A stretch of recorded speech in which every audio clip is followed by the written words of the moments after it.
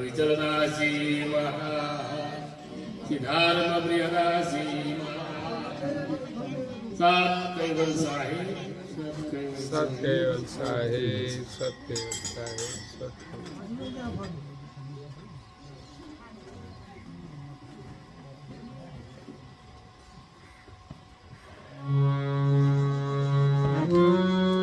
પ્રેમ નયમાં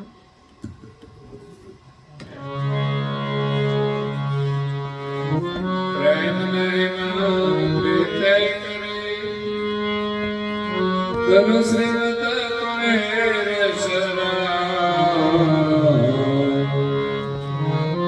નરણ દાસ નિશે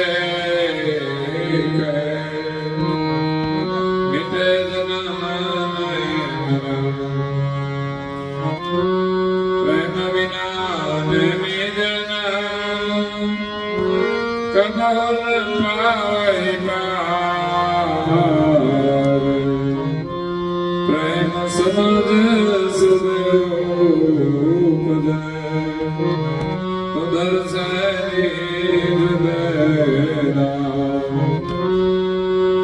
એકલ પ્રેમ પહોંચે નહીં જ્યાં ત્યાં જાય ફસાય જબ સદગર પ્રેમ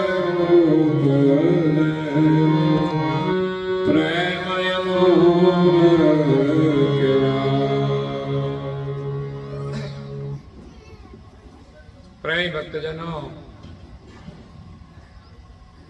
જ્ઞાન સંપ્રદાયના અધ્યસ્થાપક અનંત બ્રહ્માંડાધીશ વિશ્વ નિયંતા સકળતા સતકૈવલના પરમ વિશેષ અંશ અનંત અંશોના તારણહાર પરમ મોક્ષના દાતા કૈવલ ધર્મ ધુરંધર મહાન સમર્થ પરમ શ્રેષ્ઠ પરમ વિભૂતિવાન પરમ દયાળુ પરમ કૃપા નિધિ સર્વજ્ઞ દિવ્ય પરમ ગુરુ શ્રીમદ કરુણાસાગર મહારાજના પટ શિષ્ય દ્વિતીય આચાર્ય પૂજ્યપાદ શ્રી નારણદાસજી મહારાજ શ્રી વિશ્વભરના મનુષ્ય તનગારી ચૈતન અંશોને સંબોધીને યથાર્થ જ્ઞાનનો ઉપદેશ આપતા સ્વરચિત સિદ્ધાંત ભાવની ગ્રંથના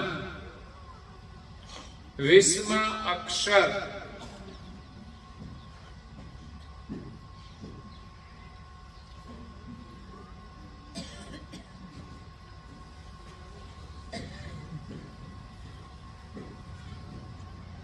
નને સંબોધીને કહે છે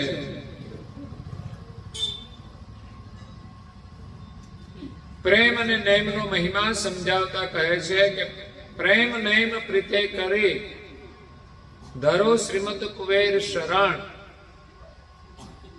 નારણ દાસ નિશ્ચય કહે મિટે જન્મ ને મરણ. મનુષ્યના જીવનમાં નિયમનું બહુ જ મહત્વ છે. નિયમ અનુસાર જો આપણે કામ કરીએ તો જીવનમાં સફળતા મળે છે. નિયમ અનુસાર આપણે જીવન જીવીએ તો આપણું જીવન સુરક્ષિત રહે છે. સારી સૃષ્ટિ નિયમ અનુસાર ચાલે છે. સૂર્ય નિયમ અનુસાર ગતિ કરે છે, ચંદ્ર એના નિયમ અનુસાર ચાલે છે, પૃથ્વી એના નિયમ અનુસાર એમની ધરી ઉપર ફરે છે. આ તો વિજ્ઞાન કહે છે અને એ આપણે જાણીએ છીએ. તો સુરત દાદા થોડા મોડા આવે તો વાંધો ખરો? કઈ વાંધો નહીં, આપણે મોડા સુધી ઊંઘીશું. હે પણ એ ક્યારે લેટ પડતા એના નિયમ અનુસાર એ સમયસર આવી જાય છે, એની ગતિ કરે છે. તો એનો નિયમ છે એમ આપણો પણ નિયમ છે. શું નિયમ છે? તો કે સૂર્યોદય થાય એના પહેલા આપણે ઉઠી જવું એ આપણો નિયમ છે. આપણા ઋષિમુનિઓ એમ કહે છે કે આપણે બ્રહ્મ મુહૂર્તમાં ઉઠવું જોઈએ, બ્રહ્મ મુહૂર્તમાં સ્નાન કરવું જોઈએ અને બ્રહ્મ મુહૂર્તમાં ભગવાનનું ભજન કરવું જોઈએ. પણ લોકો શું કરે છે એનું એક જ નિયમ છે, બ્રહ્મ મુહૂર્તમાં આરામથી ઊંઘવાનું. સારામાં સારી ઊંઘ કે છે બ્રહ્મ મુહૂર્તમાં આવે છે. જો બ્રહ્મ મુહૂર્તમાં સારી ઊંઘ આવતી હોય ને તો સારું સુખ પણ બ્રહ્મ મુહૂર્તમાં જ મળે છે. તો મનુષ્ય જીવન ઊંઘવા માટે નથી મળ્યું, જાગવા માટે મળ્યું છે. અને શ્રેષ્ઠમાં શ્રેષ્ઠ સુખ આપણને બ્રહ્મ મુહૂર્તમાં મળે છે. બ્રહ્મ મુહૂર્તમાં જો જાગી જઈએ ને તો બ્રહ્માંડની અંદર રહેલો ઓઝોન વાયુ છે, જે માણસને શાંતિ આપે છે, જે માણસને આરોગ્ય આપે છે, જે માણસને પ્રસન્નતા આપે છે. એટલા માટે આપણે કંઈ ન કરીએ ને તો વહેલા ઉઠીએ તો આપણું આરોગ્ય સારું રહે. પણ આજે મોટા ભાગના લોકો બીમાર છે. એમાં પહેલી બીમારી તો મોડા સુધી ઊંઘવાની અને વહેલા નહીં ઉઠવાની છે. અને એ બીમારીના કારણે બીજી અનેક બીમારીઓ આવે છે. માણસ મોડા સુધી ઊંઘે એટલે બીજી એક બીમારી આવે, આળસ.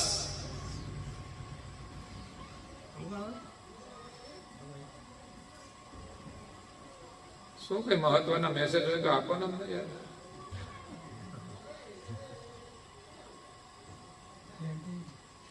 મોટામાં મોટી બીમારી છે આળસ. સવારે ઉઠવામાં કેટલી આળસ ચડે. તો જે માણસ ઉઠવામાં આળસ કરે ને એ બધા કામમાં આળસ કરે. અગર તો જીવનમાં એ પ્રગતિ ના કરી શકે. કારણ કે મનુષ્ય જીવનમાં સવારે વહેલા ઉઠીને પ્રથમ તો આપણે ભગવાનનું ભજન કરવાનું છે. એટલે મોડા ઉઠશે ને ભગવાનનું ભજન નહીં કરે તો ભજન નહીં કરે તો જીવનમાં એ કમાશે શું? પૈસા કમાશે એનું મહત્વ નથી, અને એ પણ નીતિથી નહીં કમાય. એટલે અને કમાશે તો વિવેકથી વાપરશે નહીં. ઘણા લોકો કમાય છે મહેનત કરીને, પણ વિવેકથી વાપરતા નથી આવડતું. કારણ કે ધર્મના સંસ્કાર નથી. એટલે કચરો ખાવામાં પૈસા વાપરી નાખે, મોજ શોખમાં વાપરી નાખે, તો જીવનનો તો કોઈ અર્થ રહ્યો જ નહીં. તમે મહેનત કરી પણ એનાથી કોઈ લાભ ના થયો. સવારે વહેલા ઉઠવાનો નિયમ બહુ જ મહત્વનો છે. સર્વે કરવામાં આવે ને તો ખબર પડે કેટલા લોકો વહેલા ઉઠે છે. હમણાં અમે પ્રવાસમાં હતા, એક ઘરે પધરામણીમાં ગયા તો એમણે બેને પ્રશ્ન પૂછ્યો કે ધ્યાન કેવી રીતે કરવું. આ બધું નિયમમાં આવે છે પણ આપણે કોઈ નિયમ પાળતા. આપણે તો મોટામાં મોટો નિયમ આવી ગયો, સમયસર આપણે સવારે મોબાઈલ જોઈ લેવાનો, કોના મેસેજ આવ્યા છે, એ નિયમ આપણો થઈ ગયો છે. તો પૂછે ધ્યાન કેવી રીતે કરવું. બહુ મહત્વપૂર્ણ પ્રશ્ન છે જીવનમાં. પણ અત્યારે તો કોઈને ધ્યાન કરવું જ નથી તો પ્રશ્ન ક્યાંથી આવે? ધ્યાન છે શ્રેષ્ઠમાં શ્રેષ્ઠ સાધના છે. 5 મિનિટ તમે ધ્યાનમાં બેસો ને તોય તમને દિવસભરની શાંતિ મળી જાય, પ્રસન્નતા મળી જાય. અને ધ્યાન એક દૂરબીન છે, તમને દ્રષ્ટિ આપે છે કે તમારે શું કરવું જોઈએ. આપણે રસ્તે જવું હોય ને તો રસ્તો જોવો તો પડે ને. આગળ અંધારું હોય તો લાઈટ જોઈએ તો આપણને ખબર પડે રસ્તો કેવો છે, ક્યાં જાય છે. એમ ધ્યાન એ દૂરબીન છે, આપણા જીવનનો રસ્તો બતાવે છે. તો ધ્યાન કેવી રીતે કરવું જોઈએ અને ક્યારે કરવું જોઈએ? આમ તો ગમે ત્યારે કરવો વાંધો નથી, પણ આપણે બિલકુલ ના કરતા હોઈએ ને તો આપણા માટે શ્રેષ્ઠ સમય તો સવારે બ્રહ્મ મુહૂર્તનો જ છે. એ સિવાયના સમયમાં બેસવું ઘણું કઠિન છે. અત્યારે તમને ધ્યાનમાં બેહાડે ને તમારું મન ના લાગે, કારણ કે આપણું મન છે ને બહિર્મુખ થઈ ગયું છે દુનિયાની વાતોમાં, વિચારોમાં. એટલે બેસવાની ઈચ્છા પણ ના થાય અને બેસીએ તો બેસી પણ ના શકીએ. એટલે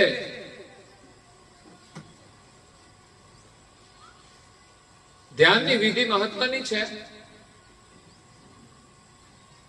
તો મને કે ક્યારે બેસવાનું? મેં કીધું આમ તો નિયમ એવો છે કે સૂર્યોદય પહેલા સ્નાન કરી અને પછી ધ્યાનમાં બેસવું જોઈએ. મોડામાં મોડું. વહેલા ઉઠીએ તો 5 વાગે પણ ઉઠી શકાય, 6 વાગે પણ ઉઠી શકાય.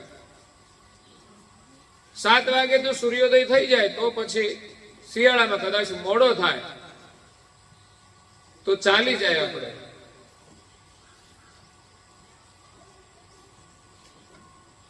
પણ મેં એની વાત મને સાંભળીને તો મને બહુ આનંદ થયો.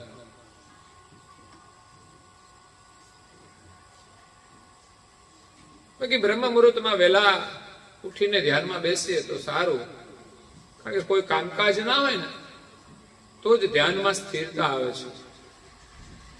ધ્યાનમાં બેસીને મંત્રનો જપ કરવાનો હોય છે. ધ્યાન આંખો ખુલ્લી રાખીને પણ થાય છે, ધ્યાન આંખો બંધ રાખીને પણ થાય છે, ધ્યાન દ્રષ્ટિ નાસિકાના અગ્રભાગે સ્થિર કરીને પણ થાય છે. પણ શરૂઆત આપણે ખુલ્લી રાખીને કરીએ. આપણી દ્રષ્ટિને સ્થિર કરવાની, આપણી સામે આપણા ઈષ્ટદેવનું જે સ્વરૂપ હોય ને એમાં સ્થિર કરવાની. પછી આંખો પટપટાવવાની પણ નહીં, એકદમ સ્થિર કરવાની, એક જ નજરથી જોવાનું અને જ્ઞાનથી આપણે એનું અવલોકન કરવાનું, ભાવથી અવલોકન કરવાનું. અને સ્થિર દ્રષ્ટિએ અવલોકન કરીએ ને તો આંખમાંથી આંસુ પણ નીકળે. પણ છતાંય આંખોની પાપણોને રોકી રાખવાની. પછી એની લિમિટ આવે તો પડી જાય તો પડી જાય, પણ ફરી પાછો અભ્યાસ. એ પ્રકારે દ્રષ્ટિને સ્થિર કરવાની છે. અને ગુરુ મહારાજે મંત્ર આપ્યો હોય ને મંત્રમાં વિશ્વાસ રાખવાનો, એમાં શ્રદ્ધા રાખવાની અને એ પ્રેમથી એને જપવાનું. બસ આપણે એના મહિમાને જાણીએ કે ન જાણીએ, પણ શ્રદ્ધા અને પ્રેમથી જો જપવામાં આવે ને તો અભ્યાસ થાય છે. ભગવાનના નામમાં પ્રીતિ થઈ જવી એ મહત્વનું છે. અને પ્રેમથી એના નામનું સ્મરણ કરીએ ને તો એ આપણું કામ કરે. પણ પ્રેમથી જપવો પડે, નિયમથી જપવો પડે. આપણે નિયમથી કરીએ ને કે રોજ આટલું મારે કરવું જ છે તો એટલી ઉર્જા આપણને મળશે જ.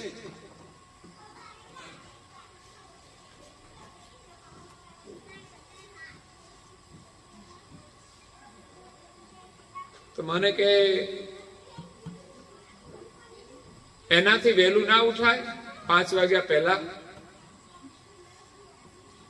મેં કે ઉઠી શકાય. એ વિષય તો વિશેષ સાધુ સંતો માટેનો સમય છે કે ભાઈ સંસારમાં રહેતા હોય એટલા બધા વહેલા ના ઉઠી શકે. સાંજે કામકાજથી થાક્યા હોય, પૂરતી ઊંઘ જોઈએ. સાધુ સંતો એમને વહેલું ઉઠવું જોઈએ. રાત રહે પાછલી ખટગડી, સાધુ પુરુષે સુઈ ન રહેવું. નિંદ્રાને પરહરી સમરવા, શ્રી હરિ એક તું એમ કહેવું. આ ભજન નરસિંહ મહેતાએ ગાયું છે. રાત રહે પાછલી ખટગડી, સૂર્યોદય પહેલા રાત્રિ જે 6 ઘડી રહે એટલે 2.5 કલાક. આમ તો ભક્તોને પણ સંતોને 6 ઘડી ભજન કરવાનું પરમ ગુરુએ કહ્યું છે. એટલે અહીંયા નરસિંહ મહેતાનો નિયમ અને પરમ ગુરુનો નિયમ એક સરખો દેખાય છે કે સાધુએ 6 ઘડી બેસવાનું છે તો એને 6 ઘડી પહેલા ઉઠી જવું પડે. 2.5 કલાક 2.5 કલાક એટલે માનો કે શિયાળામાં 7 વાગે સૂર્યોદય થાય તો 4:30 એ ઉઠી ગયા હોય, 4:30 બેસી જાય તો એ 7 વાગ્યા સુધી ભજન કરે તો 6 ઘડી થાય. તો 4:30 બેસવાનું હોય તો 3:30 તો ઉઠવું જ પડે. 1 કલાક તો નાવા ધોવાને શારીરિક શુદ્ધિ માટે લાગે. ભક્તોને 2 ઘડી બેસવાનું છે એટલે 45 મિનિટ. એના માટે 7 વાગ્યા સુધી બેસવું હોય તો 6:15 બેસવું પડે. આ તો શિયાળાના સમય પ્રમાણે. તો 6:15 બેસે તો 1 કલાક એને પણ નાવા ધોવા માટે તો વહેલું ઉઠવું પડે. તો 5 વાગ્યા પછી 5 થી 5:30 સુધીમાં ઉઠી જાય તો એ 6, 6:15 બેસી શકે અને 7 વાગ્યા સુધી ભજન કરે. તો એવો નિયમ છે. પણ એ બેનજી ગ્રહસ્થાશ્રમમાં રહે છે છતાં મને કે હું રોજ 3 વાગે ઉઠું છું. આ 8 વાગે ઉઠવા વાળા માટે સંદેશ છે. 8 વાગે ઉઠતા હોય ને એના માટેની વાત છે યુવાનો. અને ઉઠીને કરીએ છે શું એ જોવાનું છે. ભજન કરીએ છીએ, ગુરુ કર્યા છે, મંત્ર આપ્યો છે તો મંત્રનો ઉપયોગ કરીએ છીએ કે નહીં? આપણે ઘરમાં જે વસ્તુ લાવીએ છીએ એ વાપરવા માટે લાવીએ છીએ કે મૂકી રાખવા માટે? અત્યારે તો વધુમાં વધુ લોકો મોબાઈલનો ઉપયોગ કરે છે, એના પૈસા વસૂલ કરી લેશે. તો ટીવી ઓછું થઈ ગયું, મોબાઈલમાં બધું આવે. અને ટીવીમાં તો શું છે, બધાને ખબર પડે ને શું ભાઈ જોવે છે. એ પ્રશ્ન છે. ટીવી સારું હતું હજુ, મોબાઈલ છે ને બહુ સિક્રેટ છે. મોટા ભાગના લોકો એ છે ને મોબાઈલ ને લોક માર્યા છે. કેમ? કારણ કે એની અંદર દાણચોરીનો માલ છે, ગમે ત્યાં પડ્યો હશે ગેલેરીમાં. એટલે આ સિક્રેટ માટે લોક થાય છે, સમજ્યા? તો ધ્યાન કરવું જોઈએ જીવનમાં જો સુખી થવું હોય તો. એટલે પેલો નિયમ છે વહેલા ઉઠવાનો. કરુણાસાગર મહારાજ શ્રી શું કહ્યું? ભોર ભયે પ્રગટે જબ ભાનો, સાવધાન થવું કરી સ્નાન. ભોર ભયે એટલે સવાર થવું. પ્રગટે જબ ભાનું, જયારે સૂર્યનો ઉદય થાય ત્યારે સવાર કહેવાય. ત્યારે આપણે નાઈ ધોઈને તૈયાર થઈ જવું પડે. સાધુ માટે નહીં પણ ગ્રહસ્થ માટે. એટલે આ તો થોડો મોડો નિયમ આપ્યો, પણ આપણે તો સૂર્યોદય પહેલા ધ્યાન કરી લેવું જોઈએ. આપણે જે કઈ કામકાજ હોય ને એના પહેલા આપણે અડધો પોણો કલાક વહેલા ઉઠીને થોડું ધ્યાન કરીએ, 1-2 માળા કરીએ, થોડી પ્રાર્થના પણ કરીએ.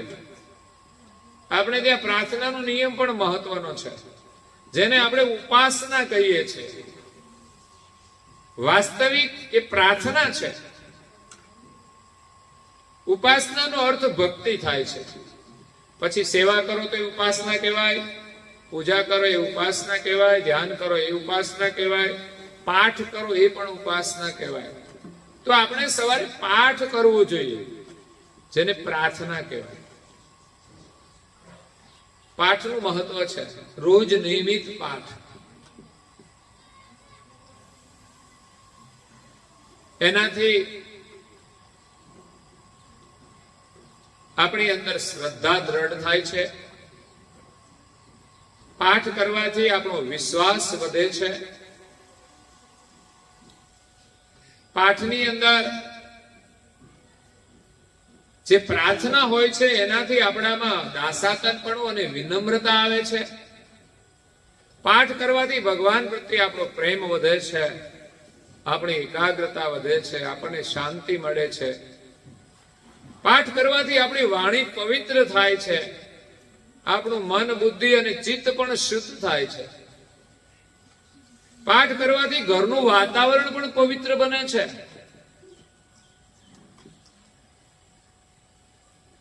પાઠ કરવાથી મુખ શુદ્ધિ થાય છે. દંતમંજન તો કર્યું હોય, મને લાગે છે ને મસાલા ખાય ને એને દંતમંજન કરવાની જરૂર નહીં હોય. કચરા પેટીને સાફ કરીને કરવાનું શું? તમે વિચાર કરો. આપણા ઘરમાં કચરા પેટીનો ડબ્બો હોય ને એને ધોવો નહીં તો ચાલે. શું કહેવાનું છે? પીવાનું. તમારે દંતમંજનની જરૂર જ નહીં. તમે દંતમંજન કરશો ને તો કોઈ ફરક પડવાનો નથી. કારણ કે સાફ કરીને પછી તો ભરવાનો તો કચરો જ છે. કરો કે ના કરો કોઈ ફરક નથી પડતો. એટલે પાઠ કરવાથી આપણા મુખની શુદ્ધિ થાય છે, આપણી વાણીની શુદ્ધિ થાય છે. તો આ સંસ્કાર આપણા પરિવારમાં છે ભાઈ. બધા જ લોકો વહેલા ઉઠે છે, ઉઠીને બધા પાઠ કરે છે. ઘરમાં મંદિર છે તો કહા, પણ આપણે એવું માનીએ છીએ કે મંદિર હોય એટલે ભગવાનની પૂજા થઈ જાય ને એટલે કામ પતી ગયું. ભગવાનની પૂજા થવી જોઈએ. અરે ભગવાનની પૂજા કરનારા દુનિયામાં બધા છે. એ કઈ પૂજા વગરના રહેશે નહીં. એના ભાવિક ભક્તો એની પૂજા કરતા હોય છે, પણ પૂજા આપણે કરવા માટે સ્થાન બનાવીએ છીએ. ઘરમાં બાથરૂમ શા માટે બનાવ્યું છે? બધાને સ્નાન કરવા માટે. રસોઈ ઘર શા માટે બનાવ્યું છે? બધાના માટે ભોજન બનાવવા માટે. બધા ભોજન કરે છે, બધા બાથરૂમનો ઉપયોગ કરે છે. પણ ઘરમાં મંદિર શા માટે બનાવ્યું છે? તો કે એકાંત એને પૂજા કરવા માટે. વાસ્તવિકમાં તો બધાને પૂજા માટે બનાવ્યું છે અને બધાએ પૂજા કરવી જોઈએ. ગામની અંદર મસાલાની દુકાન હોય ને એ કોના માટે હોય? તો જેટલા મસાલા ખાય ને બધાના માટે. બધા ત્યાં આવે. બોલો. અને બેસે પણ ખરા હો પાછા કે આ તો આપણી દુકાન.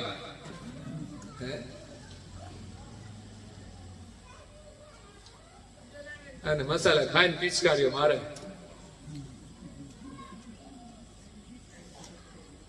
શરમ જેવું તો કશું છે નહીં કે આપણે શું કરીએ છીએ. હું તો કહું તમે મસાલા ખાવ છો ને બહુ તમને પ્રેમ છે ને એમાં શક્તિ મળતી હોય તો પી જાઓ ને બધું. જોવો જો અઠવાડિયા મોકલી જાવ છો કે નહીં. હું કામ પિચકારીઓ મારો છો? ખાવાની વસ્તુ તમે ખાતા હો તો પિચકારીઓ શા માટે મારો છો? ખાઈ જાવ તો સાચા કહેવાય. એમાં જો કોઈ લાભ મળતો હોય ને તો તમે રસ પી જાઓ.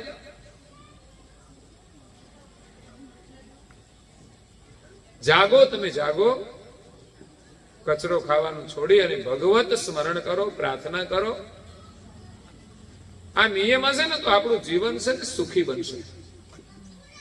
એક બાજુ આપણે પરિવારને સુખી કરવા માટે મહેનત કરીએ છીએ, બાળકોને સુખી કરવા માટે પ્રયાસ કરીએ છીએ, પણ આપણે એને પ્રેરણા નથી આપતા. આપણે કચરો ખાઈને સુખી થવાના ભાઈ. અને તમે જે ખાવ છો તમારા બાળકોને આપશો? હે? બીડી પીતા હોય તો છોકરાને કહેવાનું, જો હું બીડી પી લો ને પછી ઠૂઠા જે પડે ને એ તારે પીવાના. હે? શીખાવજો ને બેટા, બીડી પીતા તો શીખ. હું તો નાનપણથી શીખી ગયો. હે? તો તમે ના પાડશો તો તમે બાળકને ના પાડો ને તો તમને પિતા શરમ આવવી જોઈએ. અને જીવનમાં પ્રાર્થના અને ઉપાસના છે ને કરવા જેવા કામ છે. આપણે શીખ્યા જ નહીં ને. બીડી પીતા કોઈ શીખવાડ્યું નહીં તોય આવડી ગયું. કોઈકનું જોઈ જોઈને. હો, કોઈક ધુમાડા કાઢતા હોય ને આપણે હા માણસ તો કેવો ધુમાડા કાઢે છે. બહુ સારો લાગે ને? અને પાછો મુખમાં બીડી ચૂહે, મુખમાંથી કાઢે અને પાછો નાકમાંથી કાઢે. આ કળા છે હો પછી. એટલે આવું જોઈને છોકરાને એમ થાય હું જરા ધુમાડા કાઢું. એ પછી ચૂલા આગળ બેઠા હોય ને તે ઓલા રાડા હોય ને રાડા, એમાંથી છે ને ધુમાડા નીકળતા હોય એટલે છોકરા એમાંથી શીખી જાય. અને કાં તો દાદાના ઠૂઠા તો ગમે ત્યાં પડ્યા જ હોય, ટ્રાય તો કરે હો કેવું લાગે છે. પણ આજના બાળકો છે ને જાગૃત છે હો. એને પૂછો ને તો એ ના પાડે, આ ના લેવાય, આ ના ખવાય, આ ના પીવાય. બોલો આટલી ખબર નાના બાળકોને છે, પણ મોટા લોકોને એટલી સમજણ નથી કે આપણે શું કરી રહ્યા છીએ. તો પ્રાર્થનાનો નિયમ બનાવો, ઘરમાં પરંપરા ઊભી કરો, નહીં તો સુખી નહીં થાવ, જીવન નિષ્ફળ જશે. પૈસા ગમે તેટલા કમાશો એ સુખ નહીં આપે. જો એને જીવતા નહીં આવડે ને તો સુખ નહીં મળે. બાકી પૈસા નહીં હોય ને, માણસ જો જીવતા શીખશે ને તો એ સુખી થશે. ઘરમાં બધાને પ્રેમથી રહેવાનું હોય ને તો સુખ મળે છે. પૈસા ગમે તેટલા હોય પણ ઘરમાં લડતા હોય ને તો સુખ નહીં મળે. તો પ્રાર્થના છે ને આપણને ઘરમાં પ્રેમથી રહેતા જીવતા શીખવશે. અને ઘરમાં બધા જો સાથે પ્રાર્થના કરે ને તો ઘરમાં કોઈ દિવસ કલેશ ના થાય. પણ નથી કરતા બધા બાર જ ફરતા હોય છે. ભગવાનનું મંદિર તો ક્યારેક ક્યારેક નજર કરતા હોય તો, બાકી તો એમ તો દુકાનના દર્શન રોજ કરે લે. જરૂર છે દિવસમાં 3 વાર મંદિરમાં દર્શન કરવાની.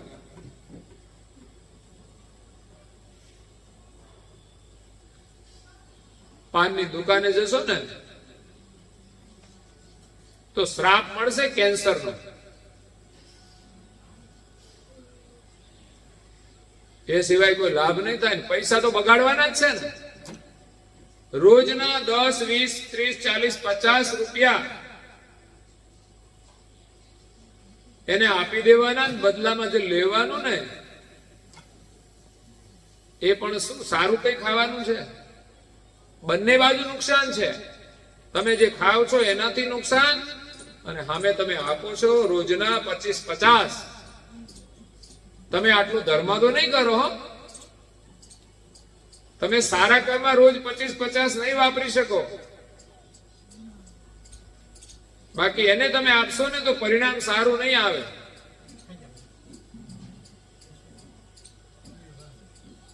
એટલે જાગો, મનુષ્ય જીવન મળ્યું છે. આખી સૃષ્ટિ નિયમમાં ચાલે છે, એમ આપણે પણ નિયમમાં જીવવું જોઈએ. શરીરમાં બીમારીઓ છે એની પાછળનું પણ એ કારણ છે કે ખાવા ઉપર આપણો નિયમ નથી, એટલે આપણે બીમાર પડીએ છીએ. ભોજનના પણ નિયમ છે હા, જેમ ઉઠવાનો નિયમ એમ જમવાનો પણ નિયમ છે.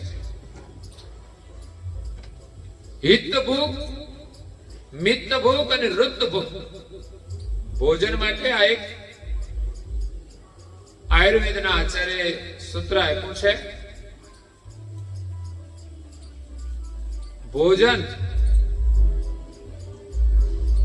કેવું લેવું જોઈએ? તો કે હિત ભૂખ, આપણા સ્વાસ્થ્યને લાભરૂપ હોય ને એવું ભોજન લેવું જોઈએ. સ્વાસ્થ્યને નુકસાન કરે, શરીરને નુકસાન કરે એવું ભોજન કરવું જોઈએ નહીં. તો આપણે ખાઈએ છીએ એ શુદ્ધ છે, આરોગ્યવર્ધક છે. તો શરીરને નુકસાન કરે એવી કોઈ વસ્તુનું સેવન કરવું જોઈએ નહીં. મિત ભૂખ, માપનું ભોજન કરવું જોઈએ.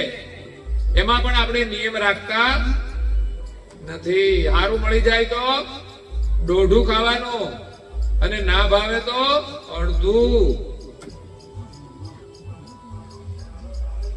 તો માપનું ભોજન કરવું જોઈએ. શરીરને લાભ થાય એવું ભોજન કરવું જોઈએ. માપનું ખાઈએ ને તો જ લાભ થાય, વધારાનું ખાઈએ ને તોય લાભ ના થાય. એટલે વધારાનું ભોજન આપણા શરીરને નુકસાન કરે છે. વધે ને તો કૂતરાને આપો, કાગડાને આપો, કોઈને પણ આપી દો, પણ આપણે ખાવું જોઈએ નહીં. એ કઈ એનો ઉપયોગ નથી, ઉલટાનું નુકસાન થાય છે. ન ખાવ ને તો ખાલી અન્ન જ બગડે, પણ ખાઈ જાય વધારાનું તો અન્ન બગડે અને પેટ પણ બગડે છે. તો હિત ભૂખ, મિત ભૂખ અને ઋતુ ભૂખ એટલે ઋતુ પ્રમાણે આહાર લેવો જોઈએ. શિયાળાની ઋતુ હોય તો એ પ્રમાણે, ચોમાસું હોય તો એ પ્રમાણે, ઉનાળો હોય તો એ પ્રમાણે. શિયાળામાં ગરમ વસ્તુ સહેજ ખાવાની હોય, ઉનાળામાં થોડી ઠંડી વસ્તુ લેવાની. ઠંડી એટલે માત્ર ફ્રીજની ઠંડી નહીં હોય, પણ પ્રકૃતિ જેની ઠંડી હોય એવો આહાર લેવો જોઈએ. બાકી તો ફ્રીજની ઠંડી વસ્તુ ખાવાનું તો નિષેધ છે, એ આપણા શરીરને નુકસાન કરે છે. આ ઉનાળામાં ઠંડુ પાણી પીવું જોઈએ, પણ કેવું તો કે ગોળાનું ઠંડુ હોય ને એટલું એનાથી વધારે કોલ્ડ હોય ને તો સમજવાનું કે બહાર ગરમી છે અને અંદર તમે ઠંડી નાખશો એટલે એની અંદર વિકૃતિ આવશે, એનું બેલેન્સ નહીં રહે. તમે એસી માં બેસો છો, એસી પણ માપસરનું જ રાખવું જોઈએ, બહારના તાપમાનના પ્રમાણે. બાકી જો બહારનું ટેમ્પરેચર વધારે હોય ને એનાથી બહુ જ માઇનસ ઓછા ટેમ્પરેચરમાં આપણે એસી માં રહીએ ને તો બહાર નીકળીએ તો ચામડી બળવા માંડશે, બહુ જ ગરમી થશે, અકળાઈ જવાશે. એટલે બહારનું ટેમ્પરેચર 35 હોય ને ત્યારે અંદર 30 જ રખાય. એટલે ઠંડી વસ્તુ સારી નથી, પાણી ઠંડુ સારું નથી. વસ્તુ અંદર ફ્રીજમાં પડી હોય ને વાપરવાની હોય ને એના પહેલા કલાક આપણે કાઢી લેવી જોઈએ. શાકભાજી પણ સીધા ઠંડા શાકભાજીને ગરમ તૈયારીમાં સુધારીને એને આપણે વઘારીએ તો પણ એ વિકૃત બની જતા હોય છે. એકદમ ઠંડીમાંથી જેમ બહાર નીકળીએ અને આપણને અકળામણ થાય એવી જ રીતે એ વસ્તુ પણ બગડતી હોય છે. એટલે નિયમ મહત્વનો છે ભાઈ. અને આ તો એક શરીરના આરોગ્ય માટેની વાત છે, પણ આપણું કલ્યાણ થાય એના માટેના નિયમો ખાસ મહત્વના છે. વહેલા ઉઠો, સવારે નાહી ધોઈને ગુરુ મહારાજનું પૂજન કરો. પૂજા એ સંસ્કાર છે, અને જે હાથની અંદર સંસ્કાર હશે ને એ હાથ કોઈ દિવસ ખોટું કામ નહીં કરે. જે હાથથી ગુરુ મહારાજનું પૂજન થાય ને એ હાથથી આપણે કંઈ ખોટું કરીએ, પાપ કરીએ ને તો આપણને ખબર પડે કે આ હાથેથી તો હું પૂજા કરું છું, એનાથી આ કામ ના થઈ શકે. અને જો પાપ કરશો ને તો પછી પૂજા કરવાનું બંધ થઈ જશે. આજે ઘણા લોકોને કે પૂજા તો કે મને ના ફાવે. તો તને ફાવે શું? તો કોઈને લડાઈ કરવી હોય ને કોઈને તમાચો મારવો હોય તો ફાવે. કારણ કે હાથના જે સંસ્કાર હોય ને એ પ્રમાણે માણસ જીવતો હોય છે. એટલે હાથના સંસ્કાર પૂજાના છે ને બહુ મહત્વના છે. આ હાથથી જો સેવા થાય ને તો સમજવાનું કે હાથ સંસ્કારી છે, એ હાથ પાપ નહીં કરે. મેં પાપ કર્યા છે ઓ ભૂલ્યો તારી સેવા. મેં પાપ કર્યા છે ઓ ભૂલ્યો તારી સેવા. એ મારી ભૂલો ના ભૂલનારા, તારી કરુણાનો કોઈ પાર નથી. કોઈ પર નથી.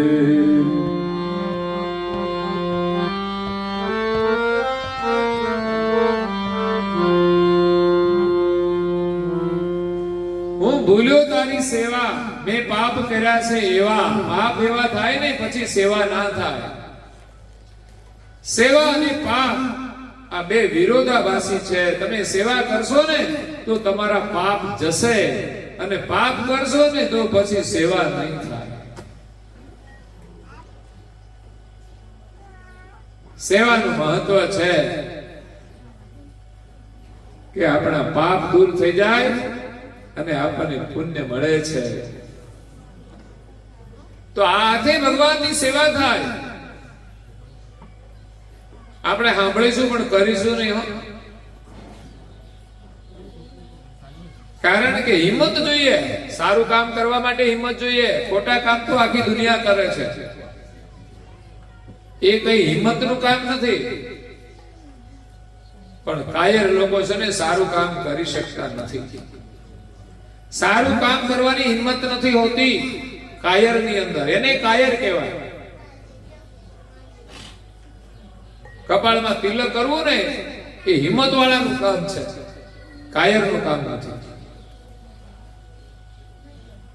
ભગવાનની પ્રાર્થના કોઈ કાયર ના કરી શકે. ભગવાનની ભક્તિ એ સુરવીરનું કામ છે ભાઈ.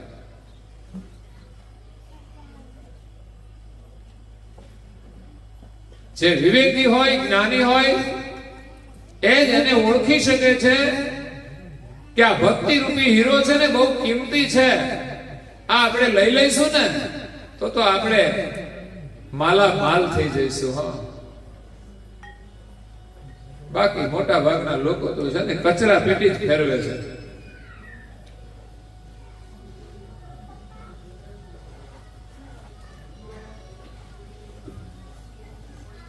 એ હીરો પડ્યો છે મેદાનમાં એના,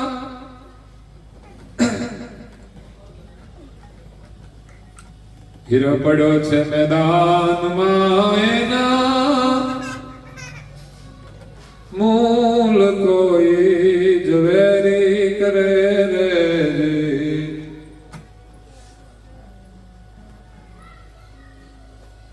એ હીરો પડ્યો છે મેદાનમાં એના, મૂર્ખ્યા મૂલ એના શું કરે રે. હીરો પડ્યો છે મેદાનમાં એના, મૂર્ખ્યા મૂલ એના શું કરે રે. સંત ઝવેરી આવી મળે તો હીરાના મૂલ કરે. એ ખોમાં હીરલો હાથથી રે આવો, અવસર પાછો નહીં મળે રે.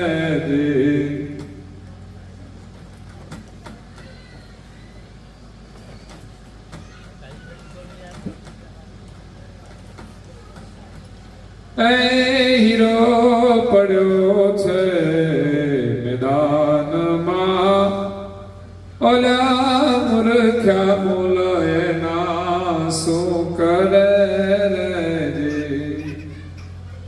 સંત ઝવેરી આવી મળે તો હીરાના મૂલ કરે.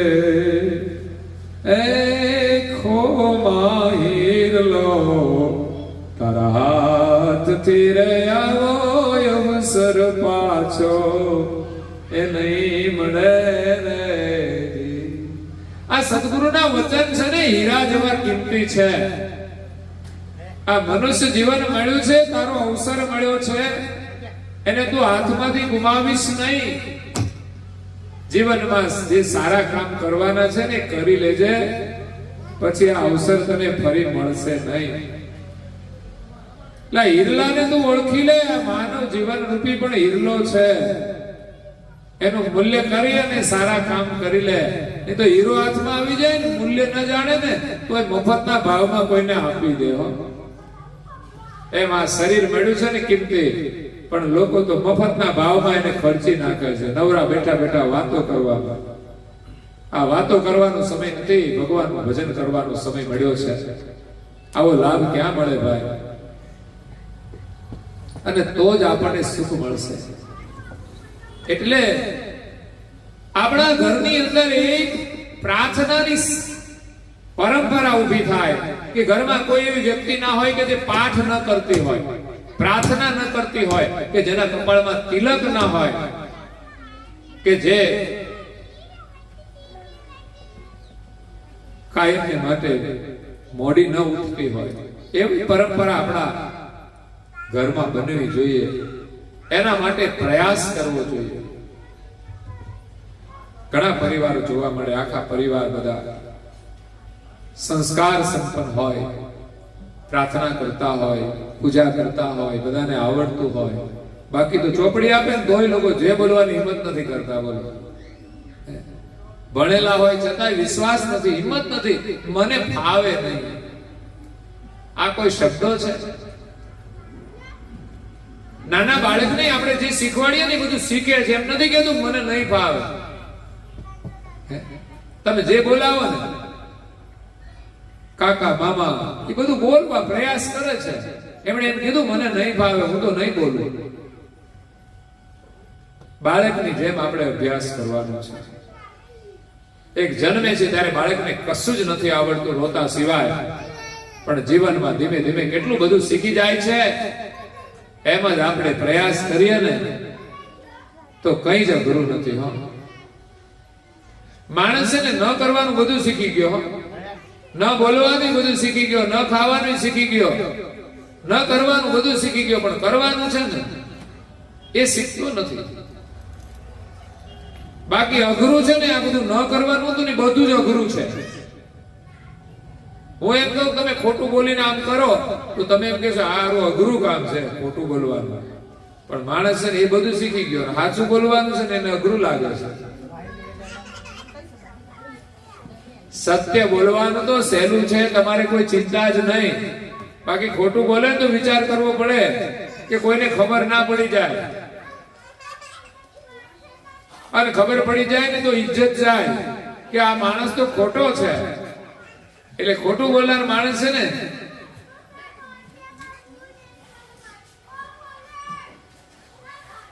બહુ જ ધ્યાન રાખવું પડતું હોય છે. એને ચાલાકી વાપરવી પડતી હોય છે. ઘણી વાર લોકો કઈ ખોટું કરતા હોય ને તો ચોરીથી બધું કામ કરતા હોય. કોઈ અહીં ઘરે લાવીને પીવે છે, નહીં તો હમણાં તો ફેશન આવી છે. લગ્નમાં લોકો લાવે છે, સારા ઘરના લોકો, પૈસા વાળા હોય ને, પૈસા વધારે ના હોય એટલે શું કરવાનું? ખોટા રવાડે ચડાવવાના, વરઘોડા કાઢવા હોય ને એમાં લોકો લાવે. બોલો, મૂર્ખના સરદારો છે બધા. મૂર્ખે કઈ શોધવા ના જવા પડે, એની જાતે જ અક્કલનું પ્રદર્શન કરી રહ્યા છે. એક ભાઈ તો કે અમારે તો કે છે આવીએ તમારે ઘરે, પણ તમે લાવો તો આવીએ. પેલા ભાઈ કે તારે ઘરે રે કઈ જરૂર નથી તારી.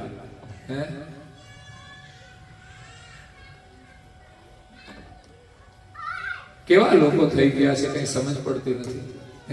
ન હોય એવા ખર્ચા ઉભા કરે છે, ન હોય એવી વસ્તુનું સેવન કરીને ઘર બરબાદ કરે છે, અને કરવાના જે કામો છે ને એ નથી કરી શકતા. રાત્રે મોડા સુધી જાગે. હવે તો લગન હવાર સુધી ના હાલ્યા છે. રાત્રે ચાલુ થાય 11-12 વાગે જમણવાર. ઓલા કે 12 વાગે જમવાનું, ઓલા 12 વાગે કઈ જમવાનું હોય? 8 વાગ્યાનું બની ગયું હોય ને એ લોકો 12 વાગે ખાય. કોઈ સિસ્ટમ જ આખી બગડતી જાય છે. જમવાના ટાઈમે જમણવાર લોકો કરીને પછી ચાલુ કરી દે તો 12-1 વાગે પૂરું થઈ જાય. પણ કે છે જાન આવે જ 11 વાગે. જમવાનું તો 8 વાગે તૈયાર કરી દે, પણ આવે 11 વાગે, 12 વાગે જમે નહીં. પછી ચાલુ થાય લગન પાછલી રાતના. ચોરને ચોરી કરવાના સમયે લગન ચાલુ થાય. ઊંધી પ્રક્રિયા કરતી હતી છે.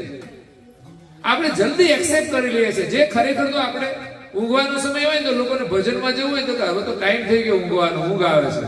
અને આ સામાજિક પ્રસંગો છે ને એ આપણે ઉલટા કરી નાખ્યા. સવારે પછી કઈ કરવું હોય તો મેળ ના પડે કશું કામ કરવાનું. એટલે એમાં મોટા ભાગના લોકો તો છે ને 12 વાગે જમીન જતા જ રહે.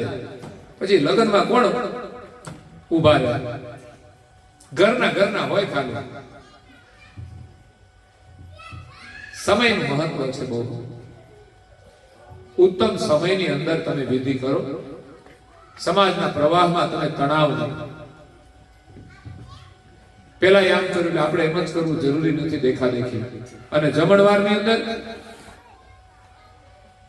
જે જમવાનું હોય એ તો હોય, પણ કે છે તો બધું રાખે. અંદર પાણીપુરીની એક બાજુ કેબિન હોય, એક બાજુ બીજું મંચુરિયમ હોય, એક બાજુ ફંચુરિયમ હોય, એક બાજુ આમ હોય, ત્રીજું ચોથું.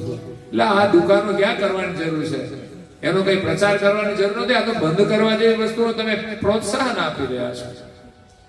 અને જેને ખાવી છે બહાર જઈને ખાઈ લેશે. આપણે તો જે રેગ્યુલર ભોજન હોય ને બધાનું એક મેનુ બનાવો. દાળ ભાત શાક ને પૂરી પાપડ ને ભજીયા હોય, બીજું જોઈએ શું? એક મીઠાઈ હોય, એક ફરસાણ હોય. પણ આ તો દુનિયાને દેખાડવા, લોકોના પેટ બગાડવા બધું આપણે કરીએ છીએ. પછી લોકો તો છે ને આ બાજુ આ ખાય, બીજી બાજુ પેલું ખાય, અને માથે બધું નાખે. એક બાજુ ખાટી વસ્તુ ખાય ને ઉપરથી પાછી આઈસ્ક્રીમ નાખે પાછું. એટલે આઈસ્ક્રીમ ની ક્યાં જરૂર હતી? ન કરવાના લોકો નાટક કરે છે. અને મનુષ્ય જીવન જે ભગવાનનું ભજન કરવા માટે આપ્યું છે ને, એના માટે કઈ જ નહીં. ખરેખર તો સમયસર લગ્ન હોય, દંપતીએ સવારે વહેલા ઉઠીને પૂજા કરવી જોઈએ. પણ પછી તો હું પૂજા કરે, આખી રાત કાઢી હોય. આપણે ત્યાં લગ્ન પ્રસંગમાં એવું હોવું જોઈએ કે ચાલો સંધ્યાનો સમય થયો છે, જેટલા સગા બગા બધા આવ્યા હોય ને બેસાડી દો, પ્રાર્થનાનું આયોજન કરો. પણ આ તો લગ્નમાં છે ને ભગવાનની મૂર્તિ મૂકે પ્રવેશ દ્વારમાં દર્શન માટે, તો સારી વસ્તુ છે. એક પ્રવેશ દ્વારમાં સામે ગણપતિ હોય, નહીં તો ત્યાં પછી ઊંધું પડી જાય બધું. એટલે વિઘ્નહર્તાને રાખીએ છીએ. એમ સંધ્યાના સમયે બધા જે સભ્યો હોય ને, બધા પ્રાર્થનાનું આયોજન કરો, સમૂહ પ્રાર્થના. એવું આપણે વિચારતા જ નથી. આપણે તો કે રાત્રે ગરબા કરવાનું છે, કુદાકુદ કરવાનું છે રાત્રે. હું કહું કરવું હોય તો કરો, વાંધો નથી. પણ સાંજે અડધો કલાક 15-20 મિનિટ પ્રાર્થનાનું આયોજન કરો, કે આજે જેટલા સગાવ્યા છે ને બધાને પ્રાર્થનાનો લાભ મળે. પુસ્તિકા તમે બધી છપાવો. ઘણી વાર લોકો છે ને મરણ પ્રસંગે પુસ્તિકાઓ છપાવે, પણ કોઈ ઉપયોગ કરે તો ને. ઉપયોગ તો આપણે જ કરવાનો છે. તો સારા પ્રસંગો આવે ત્યારે એનો ઉપયોગ થઈ શકે છે.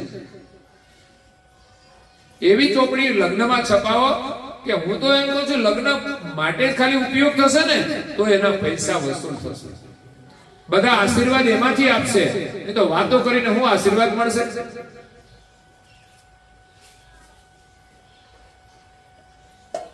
પછી બધા જમે એવી એક સુંદર વ્યવસ્થા હોય. આપણા બાળકોને પણ પ્રાર્થનાનો લાભ મળે, એનામાં પણ સંસ્કાર આવે. એટલે ઘરની અંદર આ પરંપરા ઊભી કરવા જેવી છે. આમ તો આપણે માનીએ છીએ ઘરમાં પૂજાનું સ્થાન હોય, દીવા કરીએ છીએ, પણ બધા જ પ્રાર્થના નથી કરતા. તો એની એક પરંપરા હોવી જોઈએ, બધા જ સભ્યો પ્રાર્થના કરે. નાના બાળકને પણ પ્રાર્થના આવડી જાય. અત્યારે તો મોટાને અમે કહીએ ને તમે કંઠી બાંધી છે તો જે બોલો છો તો આવડતી નથી, અને જોઈ જોઈને બોલે ને તોય કેટલા લોચા મારે, ગોટે ચડે. મેં કીધું કઈક સારો અભ્યાસ કરો, અમને આવડતું નથી. વાતો કરવા બે જાય ને કોઈ ચોપડીમાં ના જોવું પડે. બોલો, વાતો કરવા બેસે ને ચોપડીમાં ના જોવું પડે, એવી વાતો કરે. આ ક્યાંથી આવડી ગઈ બધી? અને જોઈ જોઈને બોલવાનું તો અમને ના આવડે. શરમની વાત છે આપણા માટે. મનુષ્ય જીવન મળ્યું છે ને, આ જીવનનું મૂલ્ય કરવાનું છે. તો નિયમનું મહત્વ છે. મનુષ્ય માટે નિયમ છે. હું તો કોઈ પ્રાણી છે ને, પશુ પંખી, એને કોઈ નિયમ નથી આપ્યા, કોઈ કહેતું નથી એને કે તમે આમ કરો. પણ એ કુદરતના નિયમ અનુસાર જીવન જીવે છે. ઉઠવાનું એને જોયું તો ક્યારે દિવસે ઊંઘતા હોય? કૂતર્યા છે ગમે ત્યાં ઊંઘી જાય. તમે જોજો, બધા રોડ વચ્ચે ઊંઘી જાય, ગમે ત્યારે ઊંઘી જાય.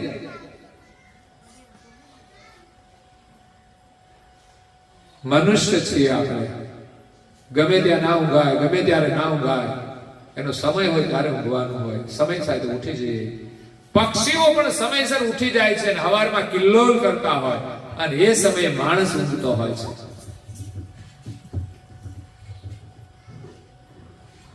એટલે નિયમનું મહત્વ છે.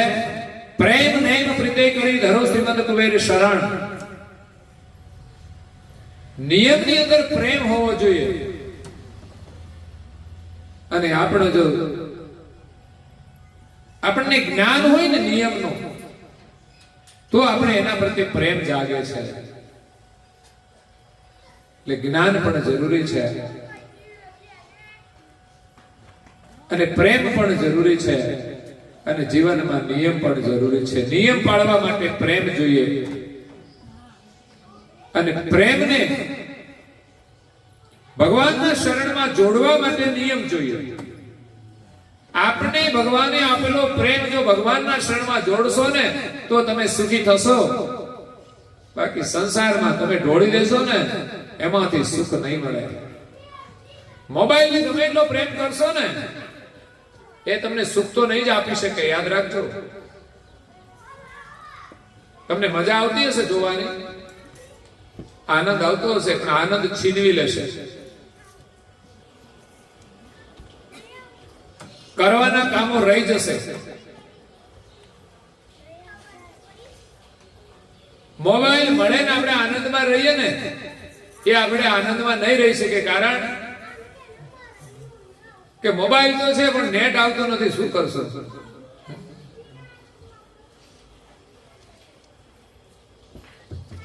અને મોબાઈલના નેટ આવે ને તોય છે ને આપણે ખુશ નહીં રહી શકીએ. ઘરની અંદર જો શાંતિ નહીં હોય, પ્રેમ નહીં હોય, તો મોબાઈલ ગમે એટલા આઈફોન હશે ને કોઈ તમને સુખ નહીં આપે. મોબાઈલ એક આપણને ઉપયોગી વસ્તુ છે. કોઈની સાથે વાતચીત કરવા માટે, કોઈની સાથે વિડીયોમાં આપણે મળી શકીએ, પણ ક્યારેક ક્યારેક એના એક મોબાઈલ છે ને, આપણે કોઈની સાથે વાત નથી કરતા. આવે તો કાપી નાખીએ. કેમ પેલા ભાઈ વાત કરવા તો આપ્યો છે તને, પણ બધા સંબંધો સારા નથી હોતા. એના એ જ મોબાઈલ આપણા સંબંધ છે ને ફોન કપાવી નાખે છે. અને એ કારણે ફોન જ છે. હા, ફોનમાં જ વધારે પડતી બિનજરૂરી વાતો કરીએ ને, એમાંથી જ આ વસ્તુ ઊભી થાય છે. એટલે ફોનનો જરૂરી ઉપયોગ કરીએ તો સારું છે. અને વિશેષ તો આપણે સ્વતંત્ર રીતે જીવતા શીખી જઈએ ને, તો કોઈ સાધનની જરૂર ના હોય અને તમે પ્રસન્ન રહો. અને એ છે ભગવાનનું સ્મરણ. ભગવાનને તમે યાદ કરો ને તમને ખુશી મળે. નાનું બાળક છે ને ઘરમાં, એ રમકડાથી ખુશ થાય, પણ રમકડું ના હોય ને, એ માની સામે બેઠું હોય તો એ ખુશ રહેતું હોય છે. એને રમકડાની જરૂર ના પડે એવી ખુશી એને માતાના દર્શનથી મળે છે, માતાની સ્મૃતિથી મળે છે. એ માં બેઠી હોય તો રેમા કરે એકલું એકલું, રમકડાની જરૂર ના થાય. એમાં સંસારની અંદર છે ને, ભગવાનને આપણે યાદ કરીએ, એના દર્શન કરીએ ને તોય આપણને ખુશી મળે. બાકી રમકડાની જરૂર ના પડે. ઠીક છે, જરૂરી હોય તો આપણે એનો ઉપયોગ કરીએ, પણ હંમેશા માટે એમાંથી સુખ નહીં મળે. માતાની હાજરી ના હોય તો બાળક હંમેશા રમકડાથી રમ્યા જ કરશે. ભાઈ એ ઘડીક રમશે હો, પછી ગમશે નહીં. યાદ રાખજો, કોઈ પણ રમકડું છે નવું આવે ને ત્યારે બાળકને ગમે છે, પછી ગમતું. તો આપણી તો હાલત એ છે.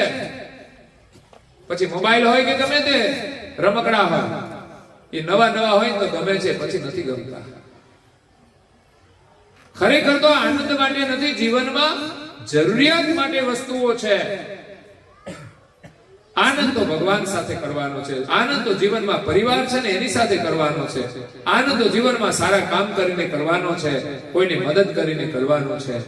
મનોરંજનથી હંમેશા આનંદ નહીં મળે. તો નિયમ છે ને આપણા ઘરમાં ઉઠવાના બધાના હોવા જોઈએ. બધા વહેલા ઉઠી જાય, બધા નાઈ ધોઈને પૂજા પાઠ કરે, પ્રાર્થના કરે, ધ્યાન કરે થોડું.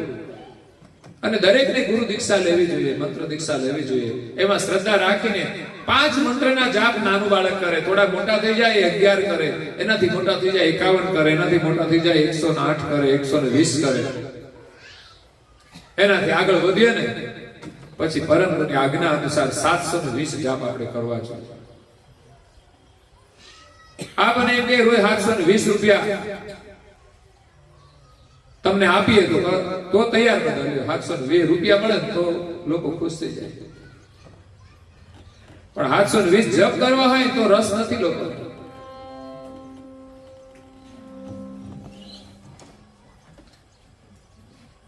એટલે આપણા ઘરમાં બધા લોકો નિયમ પાળે તો આખું ઘર આખું સંસ્કારી બની જાય. ઘરમાં કલેશ નામે કોઈ ના રહે. આજની જે સમસ્યાઓ છે ને પરિવારની, એ સમસ્યાઓ ના રહે.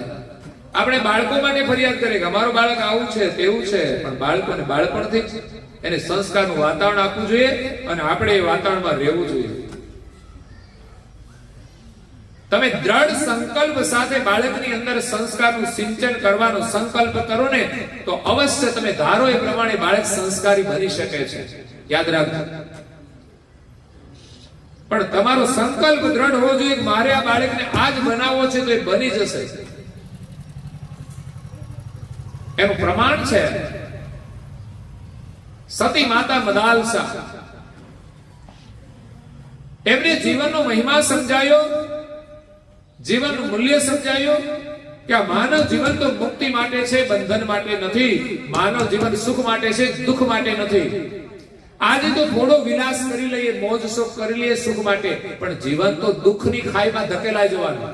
યાદ રાખજો. આજે થોડો મનોરંજન કરીને સુખ પામીએ છીએ, મોબાઈલ હોય કે કંઈ પણ હોય, તો આપણને તો આમાંથી સુખ મળ્યું આપણને ના. એ તો તમે થોડો સમય બરબાદ કર્યો છે, પણ પરિણામ તમારું સંપૂર્ણ જીવન વ્યર્થ જશે અને આગળનું જીવન તો દુઃખની ખાઈમાં ધકેલાઈ જશે. આ મનોરંજનના ફળ સ્વરૂપે આગળની જે આપણી યાત્રા છે, મતલબ આ જીવનમાં પણ ઉંમર થાય ને પછી દુઃખી થવાનું. કોઈ સાધન કામ નહીં લાગે. ઉંમર થયા પછી કોઈ સાધન કામ નહીં લાગે. અને આ જીવન પૂરું થયા પછી ક્યાં જઈશું? દુઃખ ને દુઃખ જ રહેવાનું છે. એટલે આપણા બાળકને આપણે સંકલ્પ કરીએ ને કે આ બાળકને મારે આટલો સંસ્કારી બનાવવો છે તો એ બની જશે. સતી માતા મદાલસાએ સંકલ્પ કર્યો કે મારી મુખે જે બાળક જન્મ લે ને એ મર્યા પછી ફરી જન્મ ના લેવો જોઈએ. કારણ કે જન્મ છે તો દુઃખી થશે, એનો મોક્ષ થવો જોઈએ. એને બધાને સંન્યાસ અપાવી દીધો. અત્યારે બાળકો માતા પિતાની આજ્ઞા નથી પાડતા. તમે જોજો, બાળકને તમે કહો બેટા આમ કરજે, ના, મોઢું બગાડી, ના. બોલો, આવા બાળકો છે. બાળકોમાં એવું સંસ્કારોનું સિંચન કરો, એવો પ્રેમ આપો કે બાળક કોઈ દિવસ ના બને. અને મોટો થયા પછી એની ફરજ સમજીને માતા પિતાની સેવા કરે. આ તો મોટા થયા પછી પણ સમજતા નથી અને મા બાપને આમ તુચ્છકારતા હોય છે, અપમાન કરતા હોય છે, ક્યાંક બહાર ધકેલી દેતા હોય છે. એવા એક કપૂતો આ દુનિયામાં હોય છે. એ મા બાપને કેટલું દુઃખ થાય. જન્મ આપ્યો હોય ત્યારે કેટલી ખુશી હોય, પેડાવે છે, જલેબી નહીં પેડા.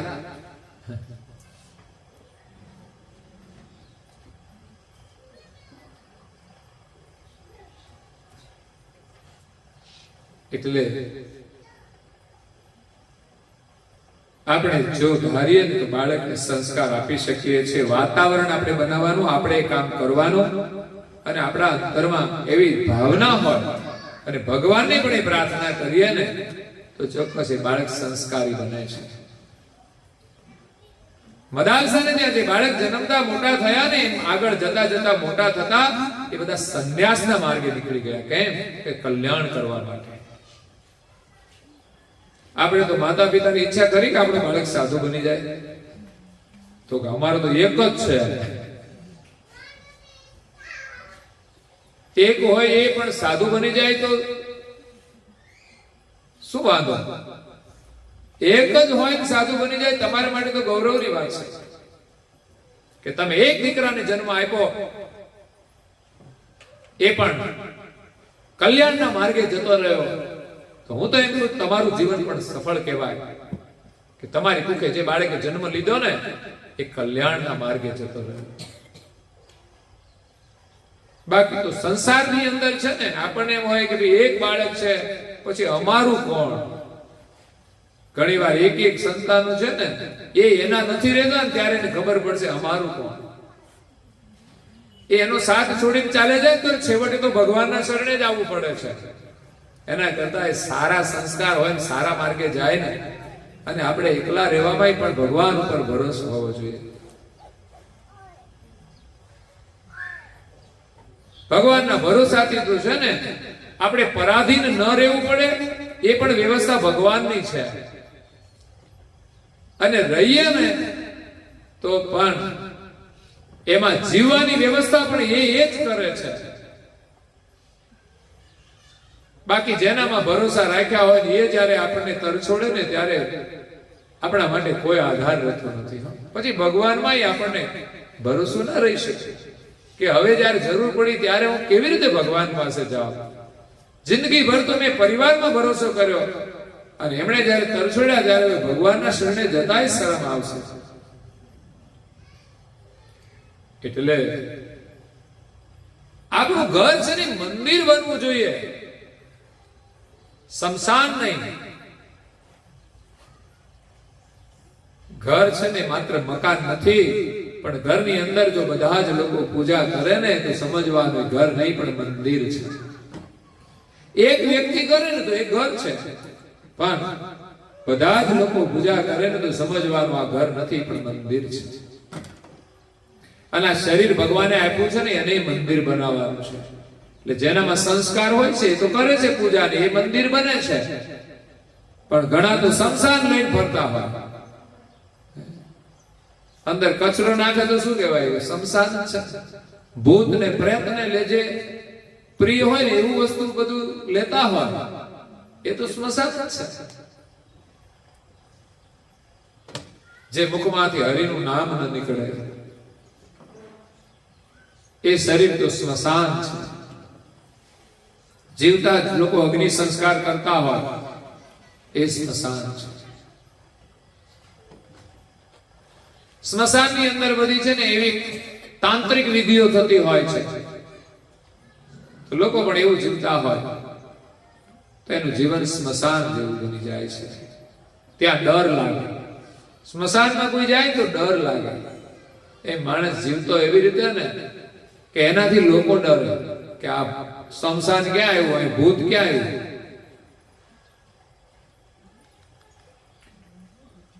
તો જીવનમાં નિયમનું બહુ મહત્વ છે. પરમાત્માએ જે જગત બનાવ્યું છે, મનુષ્ય બનાવ્યા છે, એના નિયમો પણ બનાવ્યા છે. મનુસ્મૃતિની અંદર આપણે અધ્યયન કરીએ તો ખબર પડે કે આપણે કેવી રીતે રહેવું જોઈએ, કેવી રીતે બેસવું, કેવી રીતે જમવું, કેવી રીતે સૂવું, કેવા કપડા પહેરવા, શું બોલવું, ક્યારે બોલવું, કેટલું બોલવું, કેવું બોલવું, પરિવારના સભ્યો સાથે કેવી રીતે વર્તન કરવું, બે ભાઈ હોય તો કેવી રીતે રહેવાનું, પિતા પુત્રે કેવી રીતે રહેવાનું, પતિ અને પત્નીએ ખાસ તો અત્યારે એ શીખવા દેવાનું છે. પતિ અને પત્નીએ કેમ રહેવાનું એ હવે સમસ્યાઓ વધારે આવી છે. છૂટાછેડા, તલાક. એક ભાઈ વિદેશમાં ગયા, લગ્ન કરીને ગયા કમાવા માટે, તો પત્ની પિયરમાં ગઈ કે ભાઈ હમણાં ઘરવાળા વિદેશ છે. પછી વિદેશથી ઘરવાળા આવ્યા ને તો પત્ની પિયર હતી, પછી સાસરીમાં આવ્યા તો ઘરવાળો કહે છે મારે તારી સાથે સંબંધ નથી રાખવો, તલાક આપવા છે. વિદેશમાં કઈ ગડબડ કરી આવ્યો. સંબંધોની જે મર્યાદાઓ છે ને એ માણસ ભૂલી જાય છે, પછી દુઃખી થાય છે. ભલે થોડી લાલચમાં પ્રલોભનમાં કોઈની સાથે જોડાય ને પછી એમ કે મારે તારી સાથે નથી સંબંધ રાખવો, એનું પરિણામ સારું નથી, કરેલું કર્મ એને છોડવાનું નથી. એવી રીતે લોકો જીવતા હોય છે. પતિ પત્નીનો સંબંધ છે, એમની સાથેનો વ્યવહાર, એનો વિવેક, આદર, આજે લોકો ઘણીવાર અપમાન કરતા હોય છે. તો હંમેશા એકબીજાનું સન્માન કરવું જોઈએ, પોતાની ફરજ નિભાવવી જોઈએ. તો પૂજ્ય શ્રી નારાયણદાસજી મહારાજ કહે છે કે પ્રેમ નેમ પ્રીતે કરી ધરો શ્રીમદ કુબેર શરણ. આપણો પ્રેમ શ્રીમદ કુબેરના શરણમાં લગાવવાનો છે, પણ સાથે નિયમ જોશે, નહીં તો નિયમ વગર આપણો પ્રેમ છે ને પરમ ગુરુના શરણમાં રહેશે. એકલ પ્રેમ પહોંચે નહીં, જ્યાં ત્યાં જાય ફસાય. એકલો પ્રેમ છે ને એ ગમે ત્યાં ફસાઈ જાય, સારું જોવે ત્યાં ફસાઈ જાય, ગમે ત્યાં માણસ આકર્ષણની અંદર ખેંચાઈને એનું પ્રેમ ઢોળી નાખે છે, પ્રેમ આપી દે છે. માણસ સંસારની અંદર વિચરણ કરતો હોય, પણ પરિવાર સાથે એમની નિષ્ઠા હોય ને, એ તો ગમે ત્યાં ફરે ને, તો એ પરિવારનો પ્રેમ એ કોઈને આપે નહીં, પરિવારને ભૂલે નહીં. પણ જેના જીવનમાં નિયમ નથી હોતો ને, એનો પ્રેમ ગમે ત્યાં ઢોળાઈ જાય છે. ઇન્દ્રિયોના સુખ માટે માણસ પ્રેમને ઢોળી નાખે છે. ભગવાનને જોડવાનો પ્રેમ એ સંસારના ભોગ વિલાસની અંદર જોડી દે છે. પરિવાર એટલે માણસ માત્ર ભોગ વિલાસનો આનંદ નથી. પરિવારમાં પણ સંયમમાં રહેવાનું હોય છે, નિયમમાં રહેવાનું હોય છે, અને ભગવાનની અંદર આપણો પ્રેમ જોડવાનો છે. સાચો પરિવારનો પ્રેમ તો એ છે કે પરિવારના બધા જ સભ્યો જો ભગવાનને પ્રેમ કરે ને, તો સમજવાનું એનો પરિવાર સાથેનો પ્રેમ સાચો છે. નહીં તો પછી સ્વાર્થનો પ્રેમ છે ને એ કાયમ રહેશે. ભગવાન સાથે પ્રેમ ન રાખ્યો ને પરિવારમાં આપણે પ્રેમ રાખીશું ને, પ્રેમ સચવાશે, ક્યાંક ને ક્યાંક વિસ્ફોટ થશે, ગડબડ થશે. કારણ કે આપણે વિવેક ચૂકી ગયા કે એક તરફી પ્રેમ થઈ ગયો પરિવારમાં. એને પ્રેમ ન કહેવાય, એને મોહ કહેવાય. ભગવાન સાથેનો પ્રેમ જોડી, ભગવાનની પ્રાર્થના ઉપાસના છોડીને પ્રેમ કરશે ને, એનો પ્રેમ ટકશે ને, મરણને શરણ થઈ જશે. તો અહીંયા આપણો પ્રેમ જેટલો પરમ ગુરુના શરણમાં જોડીશું ને એટલું સુખ મળશે. સંસારમાં તો માત્ર વ્યવહાર પૂરતો જ પ્રેમ રાખવાનો છે. વિશેષ પ્રેમ ગુરુ મહારાજના શરણમાં જોડવાથી આપણને સુખ મળશે, શાંતિ મળશે, આનંદ મળશે અને મોક્ષ પણ મળશે.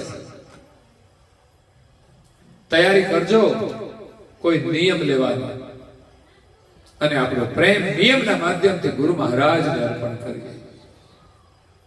વેલા ઉઠી નાઈ ધોઈ પૂજન કરીએ. જમણા હાથે અનામિકા આંગળીથી ચરણ પાદુકા હોય કે ચરણની પૂજા કરવાની. પુષ્પ હોય તો મૂકો, નહીં તો પ્રેમથી પુષ્પ અર્પણ કરી અને પગે લાગો. 3 વાર ખોડામાં ખુલ્લા હાથ રાખીને માથું નમાવીને, જેટલું માથું નમે છે ને એટલી આપણામાં નમ્રતા આવશે. અને હાથ ખુલ્લા રાખે છે કઈક માગણી માટે, કારણ કે આપણે સૌ ગરીબ છીએ, મંદમતી છીએ. પહેલી તો સદબુદ્ધિ માંગવાની, અને બીજું ગરીબ છીએ એટલે જ્ઞાન માંગવાનું છે. પછી આપણે ભક્તિની માગણી કરવાની છે, અને ત્રીજું વૈરાગ માંગીએ કે ભગવાન સંસારના વિષયોમાં આકર્ષણ અમને ખેંચી જાય છે, એમના પ્રત્યે અમને વૈરાગ આવે અને આપને ભક્તિ કરવાની અંદર અમારો પ્રેમ વધે. એ ભક્તિ માંગવાની, સેવા માંગવાની, ભગવાનનું સ્મરણ માંગો, સ્મરણ કરવાનો પ્રેમ માંગીએ. તો માંગવાનું છે કઈ જ્ઞાન, ભક્તિ અને વૈરાગ. તો પ્રેમ નેમ પ્રીતે કરી ધરો શ્રીમદ કુબેર શરણ. એમના શરણમાં આપણો પ્રેમ જોડવાનો છે, પણ એકલો પ્રેમ રહેશે નહીં, નિયમ હશે તો જ પ્રેમ જોડાશે. જબ સદગુરુ पे ઉપજે તો પ્રેમ અમૂલ્ય કહેવાય. આ પ્રેમ છે ને સંસારમાં જો જોડાશે ને તો એ મલિન થઈ જશે, અને ગુરુ મહારાજના શરણમાં જોડાશે ને તો એ પ્રેમ પાવન થઈ જશે, એ અમૂલ્ય થઈ જશે. સુંદર રૂપ અતિ અધિક સુહાવન, જન કા મલિન મન ભય અતિ પાવન. પરમ ગુરુનું સ્વરૂપ એટલું સુંદર છે, એમાં જો આપણી આંખો જોડાય ને તો આંખો આપણી પવિત્ર થઈ જાય, દિવ્ય બની જાય, પવિત્ર થઈ જાય. જન કા મલિન મન ભય અતિ પાવન. સુંદર રૂપ અતિ અધિક સુહાવન. પરમ ગુરુનું સ્વરૂપ અત્યંત સુંદર છે. એમના જો દર્શન કરીએ ને તો દ્રષ્ટિ પવિત્ર થઈ જાય, અને દ્રષ્ટિની સાથે સાથે માણસનું મન પવિત્ર થાય છે. કારણ કે દ્રષ્ટિની સાથે આપણું મન જોડાયેલું છે. દ્રષ્ટિ વિકારી બને તો મન પણ વિકારી બની જાય છે. એટલે સંસારની સુંદરતા માણસના મનને મલિન બનાવે છે, અને પરમ ગુરુના દર્શનની સુંદરતા એ માણસના મનને પવિત્ર બનાવે છે. જન કા મલિન મન ભય અતિ પાવન. આ નારાયણદાસજી મહારાજશ્રીનો અનુભવ છે કે જેણે જેણે પરમ ગુરુના દર્શન કર્યા ને એની દ્રષ્ટિ અને એનું મન પવિત્ર થઈ ગયું. તો આપણો પ્રેમ છે ને પરમ ગુરુના દર્શનમાં જોડીએ. અચરતભાઈએ નિયમ લીધો કે પરમ ગુરુના દર્શન વિના અનજળ નહીં લેવાનો. આને પ્રેમ કહેવાય. અને આપણા નિયમ તો કેવા હોય, અનુકૂળતા હોય તો પાળીએ, ને અગવડતા પડે તો છોડી દઈએ. એ કાચા પ્રેમ કહેવાય. નિયમ તો એવો હોવો જોઈએ ને કે આપણા પ્રેમની પણ કસોટી થઈ જાય. હો, તમારી સામે પ્રલોભન આવે, પ્રલોભન, અને એ પરિસ્થિતિમાં પણ આપણે જો ડગીએ નહીં ને તો સમજવાનો સાચો પ્રેમ છે. પરિવારની અંદર પ્રેમમાં પણ ઘણા બધા પ્રલોભનો આવતા હોય છે. લોકોને છે ને છોકરા વાલા નથી ને એટલી તો પડીકીઓ વાલી છે. બોલો, ઘરવાળી વાલી નથી એટલી પડીકીઓ વાલી છે, મસાલા વાલા છે. એટલો પ્રેમ ઘરના પરિવારમાં કરવો જોઈએ.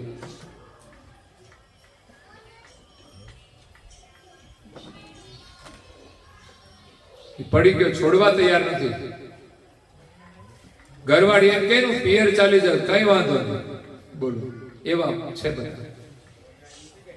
ખરેખર બહેનો એ છે ને આમ કસોટી તો કરવી જ જોઈએ કે શું કરે છે, પણ નહીં છૂટે. તમે જોજો, કડવા ચોથના વ્રત કરે ને કોઈ નહીં છૂટતું. બોલો, બહેનો મોટા ભાગના વ્રત છે ને ભાઈઓ માટે જ કરે છે. એ કે આ છે ને હવે ચાંદો જોઈએ ને આના સામું જોઈએ તો કઈ સુધરે, પણ એ સુધરે? એ સૂર્યમુખી જ રહે, કોઈથી ચંદ્રમુખી ના થાય.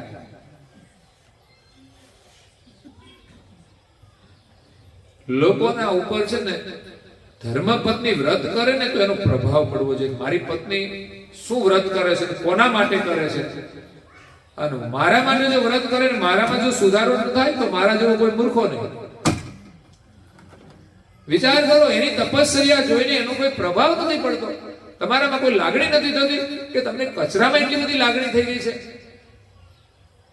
પત્ની એમ કહે ને કે આ પતિદેવ તમે છોડી દો તો છૂટી જવું જોઈએ, એને નામ પ્રેમ કહેવાય. આ તો મતલબનો પ્રેમ છે, ખોટી જગ્યાએ જોડી દીધો છે. એટલો પ્રેમ છે ને બાળકોમાં ઓછો પડશે, યાદ રાખજો. ખોટી જગ્યાએ જ્યાં જ્યાં જોડાણો છે ખર્ચાય છે ને એટલો જ પ્રેમ પરિવારમાં ઓછો થવાનો, ભગવાનમાં ઓછો થવાનો. ભગવાનને પ્રેમ કરવાનો હોય ને ત્યારે આ ખોટી વસ્તુમાંથી તો છોડવાનો, એમાં તો પરિવારમાં ઓછો કરવાનો આવે. કે તમારો મોહ છોડો ને તો એક દિવસ તમારે દુઃખી થવું પડશે. લોકોએ તો માથાના વાળમાં પ્રેમ લગાડ્યો છે. બોલો, ધોળા થાય કાળા કરે, શું મળવાનું? તો લગ્ન છે ને એટલે.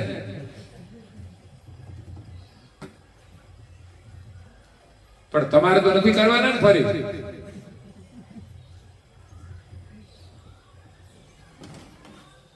તો નારાયણ દાસજી મહારાજ કહે છે કે જો તમે નિયમ લઈને પરમ ગુરુના શરણમાં પ્રેમ જોડશો તો હું નિશ્ચયપૂર્વક કહું છું, મતલબ ગેરંટી સાથે કહે છે કે તમારું જન્મ મરણ દુઃખ છે ને ટળી જશે. આપણે એની ચિંતા જ નથી કરતા. આપણે તો થોડી ઘણી આ તકલીફ પડે ને એની વ્યવસ્થા કરીએ છીએ, પણ જન્મ મરણના દુઃખની કોઈ ચિંતા જ નથી. મહાપુરુષોએ છે ને જે પરિસ્થિતિ હોય ને એમાં જીવ્યા છે. અગવડ પડે તો ભળે પડે, પણ ફરી જન્મ મરણ ના રહેવું જોઈએ. ફરી ચિંતા જ નહીં આ કોઈ વ્યવસ્થાની.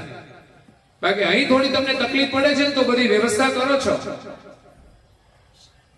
પણ આ શરીર છૂટ્યા પછી છે ને કોઈ વ્યવસ્થા જ નથી બીજા શરીરમાં. જે પરિસ્થિતિ હોય ને એમાં જીવવાનું છે. ખાવાનું મળે તો ભલે, ના મળે તો ભગવાન જાણે. કોઈને ખવડાવ્યો છે તો મળશે, નહીં તો એ નહીં મળે. કોઈને દંડા માર્યા છે તો દંડા ખાવા પડશે.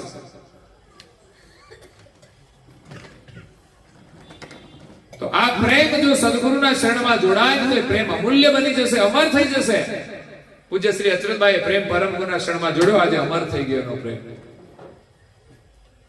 મીરાબાઈએ પ્રેમ શ્રી કૃષ્ણની અંદર જોડ્યો તો એનો પ્રેમ અમર થઈ ગયો. જેણે જેણે ભગવાનની અંદર પ્રેમ જોડ્યા ને એ બધાના પ્રેમ અમર થઈ ગયા. પ્રેમ વિના નેમી જન કબહુ ન પાવહી પાર. પ્રેમ વગરના નિયમ હોય ને તો આપણું કલ્યાણ નહીં થાય.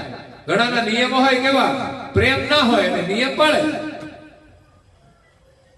પ્રેમ વગરના પણ નિયમ હોય છે. ધનવંતા જુગ મે ઘણા, રૂપ રંગ મન મોટ, કહે કુવેર નેમી ઘણા, પણ મન મેળું કી ખોટ. નેમી તો બહુ હોય પણ પ્રેમી બધા નથી હોતા. કેમ?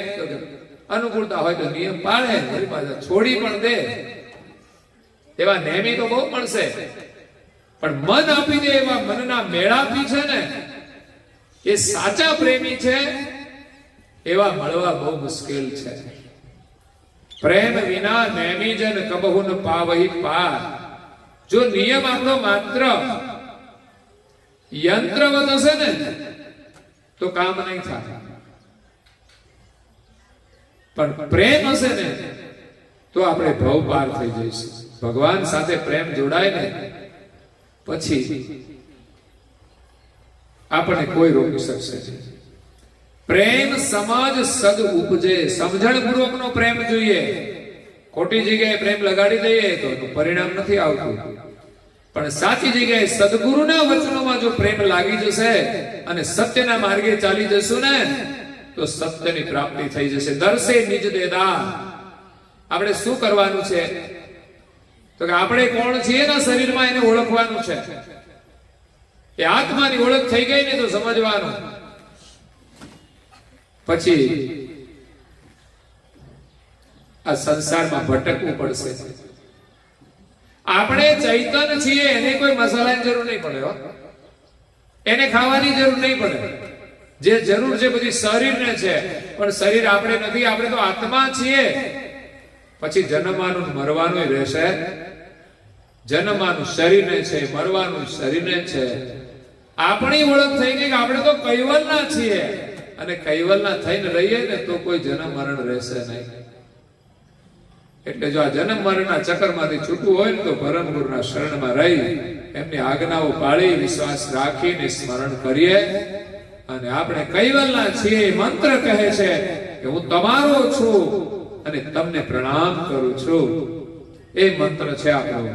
શ્રદ્ધા રાખીને જપીએ ને તો એક દિવસ આપણને આપણી ઓળખાણ થઈ જશે કે હું કૈવલ છું. એમાં વિશ્વાસ આવી જશે. થોડા થોડા જપ કરીએ ને તો કમસે કમ અભ્યાસ તો થાય, થોડી થોડી શાંતિ તો મળે, અને ધ્યાનથી આપણા અંતરની શુદ્ધિ થાય છે, હૃદયની શુદ્ધિ થાય છે. પ્રાર્થના કરો ને તો મન થોડું છે ને શુદ્ધ થાય.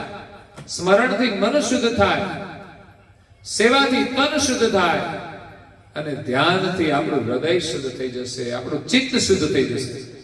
જેનું ચિત્ત શુદ્ધ થાય ને એના પછી કઈ મલિન રહેતું નથી. તો અહીંયા નિયમનું જે મહત્વ છે, જે કઈ નિયમ પાળીશું એનો આપણને લાભ થશે. ગાડી ચલાવવાની હોય તો નિયમ હોય છે, અને નિયમ પ્રમાણે ન ચલાવે તો ગમે ત્યાં અથડાઈ જાય. રોંગ સાઈડમાં ચલાવીએ ને એમ ઘણાની ગાડીઓ ઘરમાં રોંગ ચાલતી હોય છે. આ ખાવા પીવામાં હોય કે ગમે તેમાં બોલવામાં રોંગ ચાલતી હોય તો અથડાવાનું. અથડા છે તો એક્સિડન્ટ થવાનું, તો ડેમેજ થઈ જવાનું.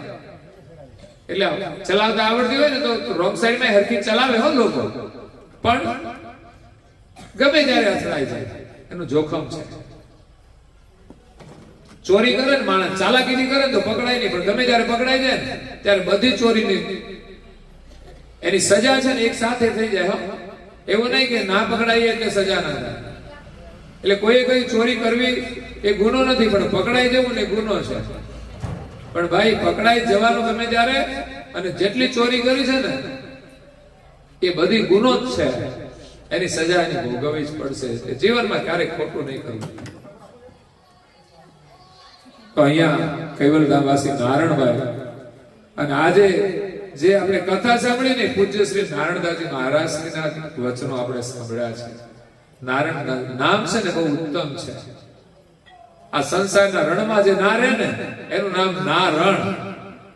એના જીવનમાં પછી જન્મ મરણનું જે રણ છે ને છૂટી જાય, મરણ જેનું છૂટી જાય ને નારણ. નહીં રણ કીએ નારણ દાસ. નારણદાસજી મહારાજ શ્રી આપણને ઉપદેશ આપે છે. અને આજે જેમનું નામ નારણ રાખ્યું છે એમના મા બાપને કે પરિવારને ધન્ય છે. અને એમના પાછળ આજે સદગત આત્માની સદગતિ માટે આજે સત્સંગ પારાયણ કરવામાં આવ્યું. ખરેખર સદગત આત્માને આજના પારાયણથી પરમ શાંતિ મળે એવી પરમ ગુણાશરમાં પ્રાર્થના. ખરેખર તમે સદકાર્ય કર્યું છે, એના આત્માને શાંતિ મળે એવું. તમને જો શાંતિ મળી હોય તો એને મળે, પણ જેમાં તમને શાંતિ ના મળે એમાં એને કેવી રીતે મળે? આ તો આત્મ શાંતિ મળે એવું કાર્ય છે. આ કર્મકાંડ વાળી શાંતિ નથી કે થોડી વાર માટે ખાટલો મળી જાય, ગાડલું મળી જાય, ગોદડું મળી જાય શાંતિ, પછી નહીં મળે ત્યારે તો શાંતિ. પણ સત્સંગ માણસને એવી શાંતિ આપે છે ને, જીવનમાં કઈ ન મળે ને, અરે જેને પહેરવા કપડાય નથી ને એને શાંતિ હોય છે. બોલો, દુનિયામાં સાધના જે કરે છે ને, ઘણાને પહેરવાના કપડા નથી હોતા ને, પરંપરા અનુસાર દિગંબર અવસ્થામાં પણ એ શાંતિથી જીવે છે, એની ચિંતા નથી. અને ઘણા ઘરમાં તો 25 જોડ કપડા હોય તો શાંતિ ના હોય. આ પહેરવું પેલા પહેરવું, એ પહેરવામાં અડધા તો દુઃખી થઈ જાય. ઘણા તો પહેરીની પાછા કાઢે, આ નથી બરાબર ફાવતા, બીજા ફાવતા.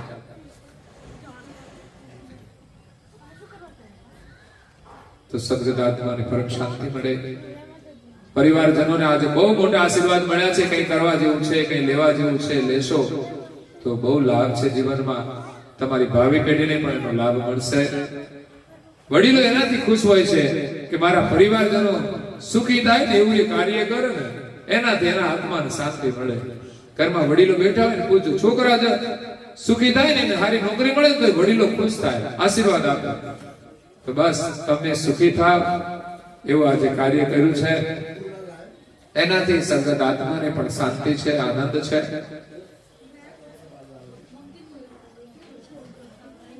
પરિવારને બધાને પરમ ગુરુના આશીર્વાદ, સુખી રહે, પ્રસન્ન રહે, એ જ શુભકામના સાથે અહીંયા આપણે કથાને વિરામ આપીએ. અસ્તુ સત કેવલ સાહેબ. જય વિધિ કોણ બોલાવશે? હિંમત કોણ કરશે? સામેથી કોણ બોલશે? હું બોલાવીશ. હા તો હું કહું તમે બોલાવો ત્યારે બોલે એવું નહીં. તમે સામેથી હિંમત કરો કે હું બોલાવીશ. ઘરના સભ્ય છે કે બહારના?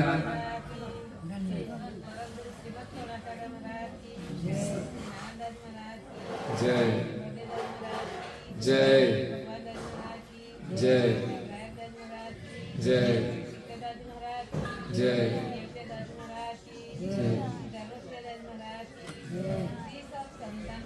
જય જય જય જય કથા સત્સંગ ગુણાવતી કા સત કેવલ સાહેબ. 3 વાર પગે લાગવાનું છે આપણે.